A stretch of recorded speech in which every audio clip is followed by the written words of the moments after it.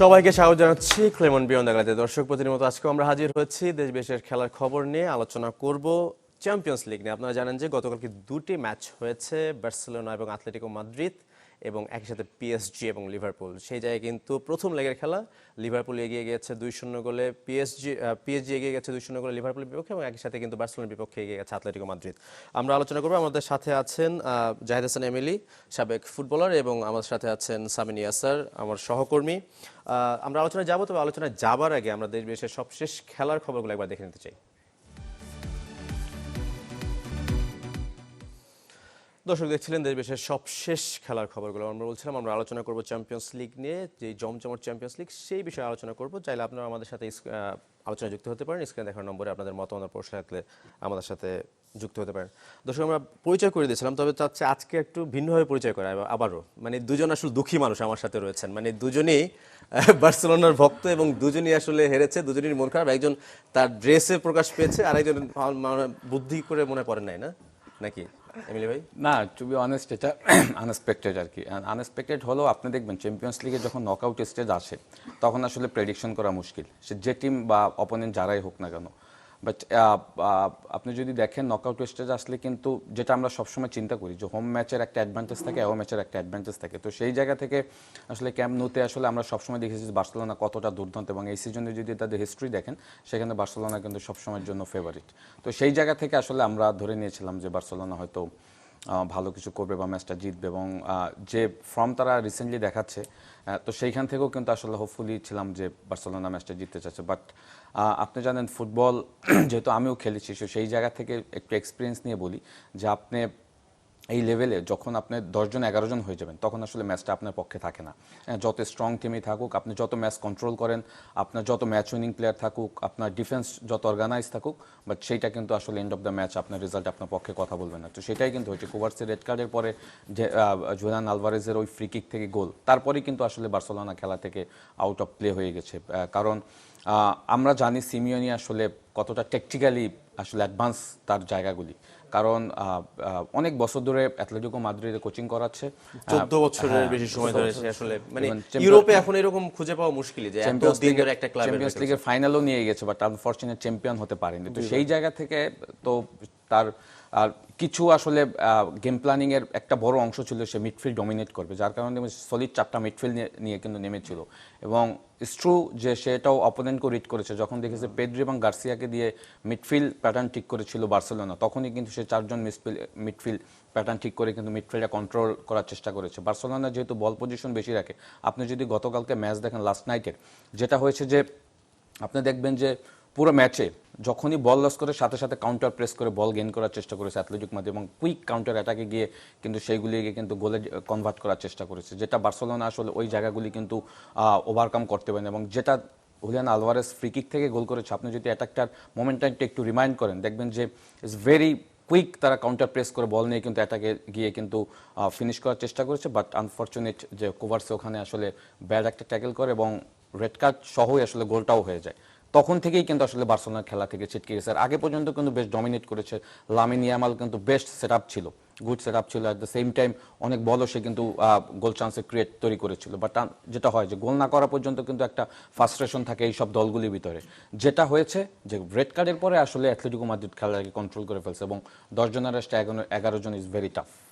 মানে আমি যদি বলি যে দিয়েগো সিমিওনে মানে বেস্ট নন ফর হচ্ছে ইন্টেন্স ডিফেন্সিভ, আসলে তার মেন্টালিটি একই কাইন্ড অফ, যদি আমরা বলি যে ওয়ারিয়র মেন্টালিটি, মানে সবসময় লড়াই করার যে মেন্টালিটি সেটা কিন্তু সিমিওনের মধ্যে রয়েছে। কালকের খেলা দেখে মনে হচ্ছে কিনা যে তার প্লেইং স্টাইল একটু হলো চেঞ্জ করেছে বার্সেলোনার জন্য? অবশ্যই, যেটা বললাম যে সে অপোনেন্টকে বেশ ভালোভাবে রিড করেছে, এবং তার গেম প্ল্যানের একটা বড় অংশ ছিল দেখবেন যে মিডফিল্ডটাকে কন্ট্রোল করে। অ্যাট দ্য সেম টাইম আপনি যেটা বলছেন যে তার ডিফেন্স, যে 4-4-2 পজিশনে খেলেছে, হ্যাঁ, গ্রিজম্যানকে সামনে রেখেছে, হুলিয়ান আলভারেজকে সামনে রেখে আপনি দেখবেন যে ডিফেন্স এবং মিডফিল্ডের ভিতরে যে স্পেস সেটা কিন্তু খুবই কম ছিল। বিকজ আমরা জানি বার্সেলোনা সবসময় অপোনেন্ট হাফের স্পেসগুলি কিন্তু তারা কাজে লাগানোর চেষ্টা করে, এবং দেখবেন যে ওই স্পেসগুলি সে বন্ধ করে দিয়েছে। সবসময় 8জন 7জন 9জন প্লেয়ার কিন্তু দেখবেন যে বার্সেলোনা অ্যাথলেটিকো মাদ্রিদের মিডফিল্ড যে জায়গাটা, মেইন যে জায়গাটা গোল স্কোরিং অপরচুনিটি যেখান থেকে তৈরি হয়, ওই জায়গাটার ভিতরে কিন্তু ক্রাউড তৈরি করে রেখেছিল, যার কারণে দেখবেন যে তেমন কোনো ওপেন স্পেস তৈরি করতে পারেনি বার্সেলোনা। পেড্রি অনেক চেষ্টা করেছে, বাট আনফর্চুনেট দেখবেন যে হাই সামটাইমস দেখবেন যে লো ডিফেন্ডিং করাতেও কিন্তু দেখবেন যেটা লামিন ইয়ামাল যেটা গোল হয়েছিল, আপনি দেখবেন যে এত সুন্দরভাবে অফসাইড ট্র্যাপ করেছে, হ্যাঁ, জাস্ট হাফ ইঞ্চিও মনে হয় ছিল না ওখান থেকে, কিন্তু আপনি দেখবেন যে সলিড ডিফেন্ডিংয়ের কারণেই কিন্তু যে এই জিনিসগুলি কিন্তু আসলে বার্সেলোনা করতে পারেনি। সো বড় একটা গেম প্ল্যানের অংশ ছিল মিডফিল্ড এবং ডিফেন্সের ভিতর কম্প্যাক্টনেস, যার কারণে আমার কাছে মনে হচ্ছে যে বার্সেলোনা তেমন কোনো সুবিধা করতে পারেনি। আমি একটু প্রিয়র কাছে যদি সামিনিয়া স্যার, আপনি কালকে খেলা দেখেছেন অবশ্যই, এবং একই সাথে যদি বলি যে 25 বছর পর আসলে ন্যু ক্যাম্পে কিন্তু জিতলো, এবং একই সাথে এমিলি ভাই আমি যদি ভুল না বলি সিমিওনের কিন্তু প্রথম জয় ন্যু ক্যাম্পে, রাইট। তো আমরা ম্যাচ শেষে দেখেছি আসলে সিমিওনে কিন্তু ডাগদর থাকেননি, তিনি আসলে টানেল দিয়ে বের হয়ে গেছেন, মানে এটা একটা আলাদা উদযাপন হতে পারে। প্রিয়র কাছে যদি জানতে চাই যে কালকে আপনি যদি একজন দর্শক হিসেবে দেখেন ম্যাচটা, সেই জায়গায় কি মনে হয়েছে যে আসলে কোন জায়গাটা পিছিয়ে ছিল বার্সেলোনা? আমরা সবাই জানি যে অ্যাটলেটিকো সবসময় ডিফেন্সিভ খেলতে পছন্দ করে, কিন্তু কালকের ট্যাকটিক্সটা ম্যাচের শুরু থেকেই কিন্তু তারা ভিন্নভাবে একটু সেট আপ করেছিল। তারা চাচ্ছিল যে যেহেতু পরের লেগটা তাদের মাঠে খেলা, তারা এই মাঠে কোনোভাবে গোল বের করে আনতে পারে কিনা, কারণ তারা যদি ফার্স্ট লেগে কোনোবারই লিড নিয়ে থাকে, পরের লেগে দেখা যায় তারা নিজেদের মাঠে 10 জন নিয়েও তাদের ডিফেন্ড করতে কোনো আপত্তি নেই, কারণ অ্যাটলেটিকো সবসময় ডিফেন্সিভ টিম, আর সিমিওনও আমরা জানি ডিফেন্সিভ খেলতেই বেশি পছন্দ করে। আর পরে খেলাটা ওদের মাঠে হওয়ার কারণে এমনিতেও টাফ হবে বার্সেলোনার জন্য, কারণ আর কোয়ার্টার ফাইনালের মতো জায়গা, নকআউট স্টেজে এসে 3 গোল দেওয়া, আর লাস্ট 6 আপনি যেটা বললেন বার্সেলোনা হোম ম্যাচে হারলো, প্রথমবার সম্ভবত অ্যাটলেটিকো জিতলো দিয়েগো সিমিওনের দায়িত্বে। আমি যদি বলি কালকের ম্যাচের আগে অ্যাটলেটিকো মাদ্রিদ ইউসিএল লাস্ট 7টা ম্যাচে মাত্র একটা জিতেছে, কালকেরটা সহ 8 ম্যাচে মাত্র সেকেন্ড জয় অ্যাটলেটিকোর। আর বার্সেলোনা লাস্ট 18টা হোম ম্যাচে 2টা হারছে কালকের আগে। সো কালকেরটা দিয়ে মাত্র 3 নাম্বার হার 19 ম্যাচে, তাতেই বলে দিচ্ছে যে বার্সেলোনা হোম মাঠে কতটা স্ট্রং। তারপরেও অ্যাটলেটিকোর প্লেয়িং স্টাইল বা সিমোনে ট্যাকটিক্সের কাছে কালকে বার্সেলোনা হেরেছে। আর এমনি ভাই যেটা বললো যে রেড কার্ডের পরে আসলে 10 জন আর 11 জনের খেলাটা আসলেই খুব টাফ, আপনি যত ভালো টিমই হন, বার্সেলোনা বা রিয়াল মাদ্রিদ সবার জন্যই টাফ হয় 10 জন নিয়ে খেলা আসলে। আর অ্যাটলেটিকোকে অবশ্যই ইউরোপিয়ান জায়ান্টই আমরা বলে থাকি আসলে, তো অবশ্যই টাফ হয়েছে অনেক। আর হুলিয়ান আলভারেজ যেমন ফর্ম যদি নিয়ে আমি বলি, লাস্ট 18 ম্যাচে ইউসিএলে 15 গোল হুলিয়ান আলভারেজের, তো বোঝাই যাচ্ছে সে কতটা ফর্মে আছে। অ্যান্ড কালকের সেই ফ্রিকিকও অবশ্যই দুর্দান্ত একটা ফ্রিকিক ছিল তার। এমিলি, আপনাকে যদি বলি যে যেমনটা বলছিলাম যে দিয়েগো সিমেনের প্লেইং স্টাইল এবং একই সাথে হান্সি ফ্লিকের প্লেইং স্টাইল দেখে সেই জায়গায় কিন্তু অলওয়েজ সবসময় কি হাই প্রেসিংয়ে খেলে, এবং সেটা কি একটু কাল হয়েছে কিনা মনে হয়?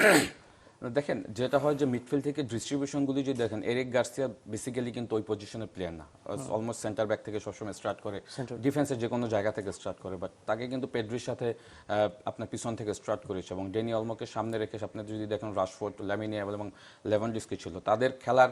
আমরা সবসময় যেটা দেখি যে তারা বিল্ড আপ করার চেষ্টা করে, at the same time Lamine ইয়ামালের মাধ্যমে আসলে খেলাগুলিকে তারা তৈরি করে, এবং এটা পেড্রি এবং লামিন ইয়ামাল করে। বাট আপনি যদি গতকালকে দেখেন নরম্যান্ট তাদের সেন্টার ব্যাক যে ছিল, হ্যাঁ, সুপার ব্লক করেছে লেভানডস্কিকে। লেভানডস্কি তো আসলে বক্সের সেন্টার সার্কেলের আশেপাশে সবসময় দেখবেন যে একটা ফ্রি স্পেস নেয়ার তৈরি করে, এবং লামিন ইয়ামাল এবং রাশফোর্ড তারা কি করে, তারা তার সাথে খেলাটা মেক করে। তো সেই জায়গা থেকে দেখবেন যে সেন্টার ব্যাক এবং এট দ্য সেম টাইম কোকে একটা বড় ভূমিকা পালন করেছে। দেখবেন সবসময় ডেনি অলমোকে আসলে ওই জায়গাটাতে কোনো রকম কোনো কিছু করতে দেয়নি। আপনি যদি পুরো ম্যাচ একটু রিকল করেন, হ্যাঁ, যেটা হলো যে কোকেকে আমি অনেকদিন পরে দেখেছি, ইস ভেরি এক্সপিরিয়েন্স প্লেয়ার, হ্যাঁ। সো আপনি যদি দেখেন যে ডেনি অলমো যেটা হয় যে সবসময় গোল স্কোরিংয়ের জন্য কিন্তু ওই অপরচুনিটিগুলির জন্য সে রেডি থাকে, বাট গতকালকে যদি লাস্ট নাইটের ম্যাচ দেখেন, ডেনি অলমো কিন্তু অলমোস্ট আমার কাছে মনে হচ্ছে ফার্স্ট হাফে কোনো কিছুই করে দেখাতে পারেনি বিকজ অফ কোকের ওই সলিড ডিফেন্ডিং।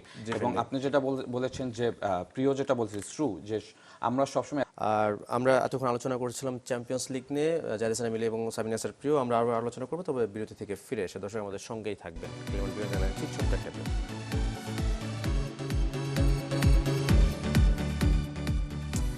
সবাইকে আবার স্বাগত জানাচ্ছি ক্লেমন বিয়ন্ড আলাদা। দর্শক আমরা আলোচনা করছিলাম চ্যাম্পিয়ন্স লিগ নিয়ে, এবং চ্যাম্পিয়ন্স লিগ নিয়ে আপনারা চাইলে আমাদের সাথে এই আলোচনায় যুক্ত হতে পারেন। স্ক্রিনে দেখার নম্বরে আপনাদের মতামত প্রশ্নকে আমাদের সাথে শেয়ার করতে পারেন। আমরা কথা বলছিলাম জাইদাসান এমিলি বার্সেলোনা এবং আদার সাইড যদি বলি অ্যাটলেটিকো মাদ্রিদ ম্যাচ নিয়ে।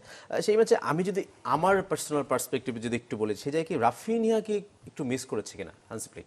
কারণ আমরা যদি দেখি যে রাফিনিয়া এবং ইয়ামালের যেই আসলে মিশ্রণ, সেটা কিন্তু পাওয়া খুব মুশকিল আসলে এই বর্তমানের যদি ফরওয়ার্ড লাইনে দেখি। অবশ্যই রাফিনা তো বার্সেলোনার যদি এই বছরের সিজনের পারফরমেন্স দেখেন, অ্যাটাকিং থার্ডে লামিন ইয়ামাল এবং রাফিনাই কিন্তু সব ম্যাচ ডিফারেন্স করে দিয়েছে, সেখানে তো তার একটা অভাব অবশ্যই ছিল, এবং বড় একটা ইম্প্যাক্ট কিন্তু সে এই ম্যাচের কিন্তু ওইটা ধরা পড়েছে। অ্যাট দ্য সেম টাইম মিডফিল্ডে আমার কাছে মনে হচ্ছে যে আপনি যে ডিয়ং আর ইয়াটাও যদি দেখেন, হ্যাঁ পেড্রির সাথে সবসময় যেভাবে গেমটা মেক করে আর কি।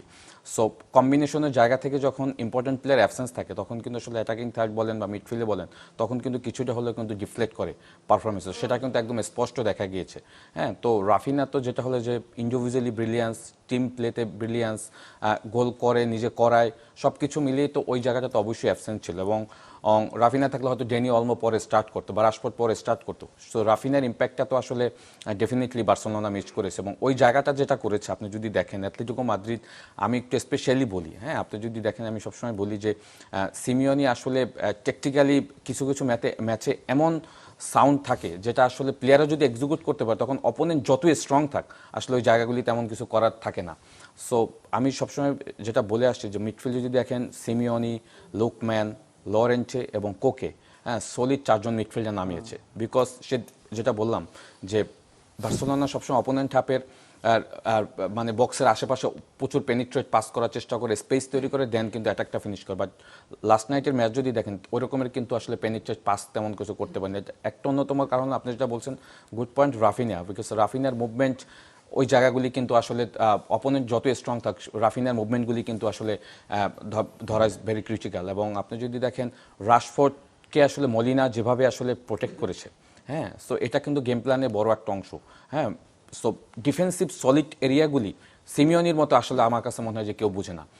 অপোনেন্ট যতই স্ট্রং হোক আপনি যদি ডিফেন্সিভ জায়গাগুলিতে যদি আপনি সিকিউরিটিটা একদম ঠিক রাখতে পারেন তখন আসলে ওই অ্যাটাকগুলি কিন্তু ফিনিশ করা টাফ। হ্যাঁ, এবং আমি যেটা বলেছি যে আপনি যদি যেটা গোল হয়েছিল আপনি দেখেন লামিন ইয়ামালের ক্রস থেকে যেটা গোল হয়েছিল অল্প অল্প কিন্তু অফসাইডের ইয়াতে ধরা পড়েছে এবং এত সলিড ডিফেন্সিভ মানে ব্লকটা করেছে। সো এইগুলি কিন্তু আসলে আমার মনে হয় যে অ্যাটলেটিকো মাদ্রিদকে এই ম্যাচটা জিততে সহযোগিতা করেছে। এবং বার্সেলোনা তো অবশ্যই আপনার রাফিনা, জিওং এর মতো ইম্পর্টেন্ট প্লেয়ার আসলে খেলতে না পারলে মিস করেছে। আমি সামিনিয়াসের যদি বলি যে গেল 2 মাসে আসলে 4 বার মুখোমুখি হলো, মানে সে যায় কোপা দেল রে তো কিন্তু বিদায় করেছে আসলে আতলেতিকো বার্সেলোনাকে, এবং এখানেও হয়তো তারা ঘরের মাঠে এগিয়ে থেকে নামবে। সে যায় কি মনে হয় যে কামব্যাক করতে পারবে বার্সেলোনা? আমার কাছে মনে হয় খুবই কঠিন সত্যি কথা বলতে, কারণ আতলেটিকো ঘরের মাঠে এমনি খুব স্ট্রং টিম, আর তারা প্রথম লেগে এগিয়ে আছে। তারা ফুললি ডিফেন্সিভ খেলবে সেদিন, তাদের 10 জন নিয়ে ডিফেন্ড করতে কোনো অসুবিধা নেই। এর আগেও আমরা দেখেছি তারা 1 গোলে জিতেও ওই ম্যাচও তারা বের করে নিয়ে এসেছে। এখানে 2 গোল আমার কাছে মনে হয় অনেক বেশি।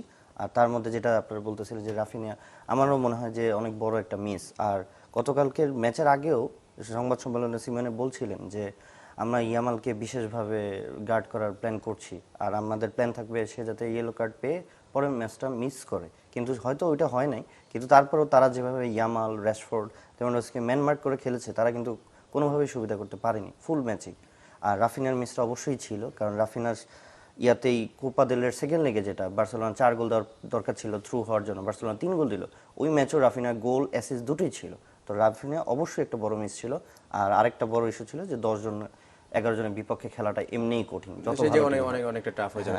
গতকাল কিন্তু আরো একটা ম্যাচ হয়েছে, আমরা যে প্রথমেই বলছিলাম যে পিএসজি এবং লিভারপুল, সেই জায়গায় কিন্তু এখানে কিছুটা লড়াই হলো, সেটা কিন্তু একেবারেই লড়াই হয়নি। যদি জাহিদ হাসান মিলে আপনি যদি ভুল না করি, মানে গোল মুখে কোনো শট নেই। পিএসজি যদি বল দখলের দেখেন সেই জায়গায় 75% বল দখলে, 17টা শট। মানে লিভারপুল কি আসলে কি এরকম দল কিনা? ওভারঅল যদি লিভারপুলের আপনি প্রিমিয়ার লিগে পারফরমেন্সও দেখেন, সেম পারফরমেন্স বিশাল কলাপস করেছে। হ্যাঁ, আপনি এটা স্পেশালি আর্গেন ক্লাব যখন এই দলটা থেকে সরে গিয়েছে, স্কোয়াড থেকে অনেক প্লেয়ার কিন্তু সাফেল হয়েছে। হ্যাঁ, আপনি একটা সময় আমরা দেখতাম যে লিভারপুল যখন চ্যাম্পিয়ন্স লিগ চ্যাম্পিয়ন হয়, আপনি যদি দেখেন মোহাম্মদ সালা, তারপরে ফিরমিনো, সাদিও মানে, ওই লাইন আপগুলি কিন্তু এখন আমরা প্রচুর মিস করছি। যদিও তারা একটা রিভিল টিম তৈরি করছে, কিছু প্লেয়ার তারা নিয়েছে, দুর্দান্ত প্লেয়ার, বাট সময়টা আমার কাছে মনে হয় ভেরি শর্ট টাইম যে অ্যাডাপশনের যে জায়গাটা দেখেন। At the same time coach, পৃথিবীর ফুটবল একটা বড় সাবজেক্ট। হ্যাঁ, একজন কোচ একটা দলকে আসলে এমনভাবে আসলে সেই দলটাতে রূপান্তর করে, যেটা আসলে আমি যদি বলি প্যারিসের কথা যদি বলেন, হ্যাঁ লুইস এনরিকের কথা যদি আমরা বলি, হ্যাঁ আপনি যদি দেখেন প্যারিস এই দলটা ডিফেন্ডিং চ্যাম্পিয়ন, এবছর আমরা যেভাবে তার খেলার প্যাটার্ন দেখছি, চ্যাম্পিয়ন হয়ে গেলে এটা কিন্তু সারপ্রাইজড হবে না, বেটার ফুটবল খেলেই কিন্তু হচ্ছে। So coach is big fact for champions লিগের যদি স্ট্রেসগুলি দিয়ে দেখেন।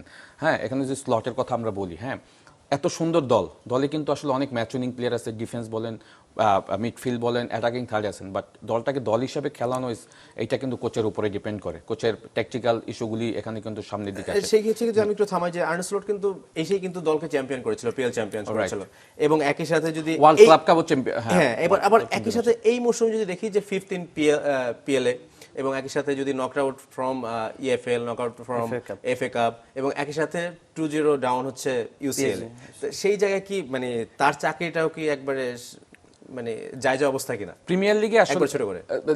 প্রিমিয়ার লিগে আসলে কোচদের চাকরি এটা ডিপেন্ড করে রেজাল্টের উপর। ইটস ভেরি শর্ট টাইম, আপনাকে অনেক বেশি সময় দিবেন। আপনি যদি দেখেন টটেনহাম হটস্পারের কথা, ইডার অগার কিন্তু আউট হয়ে গিয়েছে, আবার তারা নতুন কোচ নিয়ে দিয়েছে। প্রিমিয়ার লিগে টিকে থাকতে হলে আপনার রেগুলার পারফর্ম করতে হবে, এখানে আসলে কোনো শর্টকাট সময় নেই। আপনি রেগুলার আপনাকে ম্যাচ জিতে, এবং আপনি চ্যাম্পিয়ন্স লিগও ভালো করতে হবে, লিগও ভালো করতে হবে, এফএ কাপও জিততে হবে, সব জিততে হবে আপনাকে। অসংখ্য ধন্যবাদ জাহিদ হাসান এমিলি। আমরা আসলে চাই যে মানে সেরা দল যারা পারফর্ম করেই আসলে সেমিফাইনাল তাদের স্পটগুলো দখল করবে। অসংখ্য ধন্যবাদ সামিনিয়া স্যার। দর্শক আপনার ধন্যবাদ আমাদের সঙ্গে থাকার জন্য। শেষ করছি আজকের ক্লেমন বিয়ন্ড দ্য গ্যালারি।